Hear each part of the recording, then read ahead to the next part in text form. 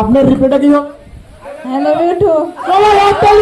তো hey everyone, আমি Nayan, welcome to my mini blog. আজকের ব্লগটা হইলো আমাদের ডিজে প্রোগ্রামের ব্লগ। তো কিছুদিন আগে আমরা ডিজে ব্যান্ড বুকিং হয়েছিল কমলা সাগর দেবীপুর থেকে, আর এটা আসলে একটা রিসেপশনের প্রোগ্রাম। তো আমরা রেডি হয়ে সময় মতো ওই লোকেশনে যাওয়ার লেগে একদম রেডি। আমরা যে কোনো অনুষ্ঠানের মধ্যে আমরা প্রোগ্রাম করে থাকি, আর সেদিনের ওয়েদারটা না একদম দারুণ ছিল।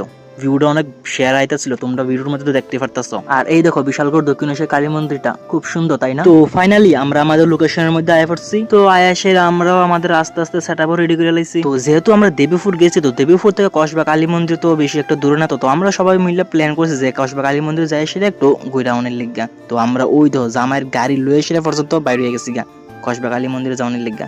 আমি নিজে ভাবতেও পারছি না সেদিন প্রোগ্রামে যায় সেরাম কসবা কালী মন্দিরে যাইতে পারুম। তো যাই হোক, এটা তো একদিকে ভালোই কথা, প্রোগ্রামে যায় এসে মায়ের দর্শন করতে পারছি। তো আমরা আবার আমাদের প্রোগ্রামের জায়গাতে এসে আমাদের প্রোগ্রাম শুরু করে দিছি।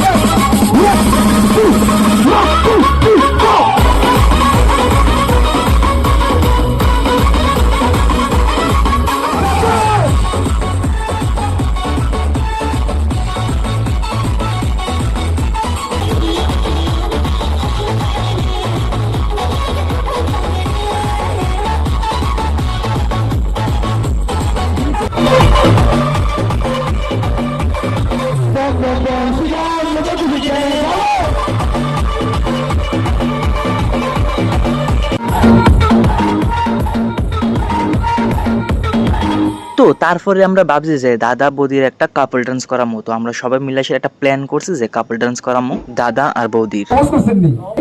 ওই কই কি রে ভাই, বলিকে সেভাবে প্রপোজ করেন তো দেখি। সেভাবে হাঁটু ভেঙে সবাই হাত তালি ভাইয়ের জন্য। আপনার রিপ্লাইটা কি হবে? হ্যালো বেটু। সবাই হাত তালি।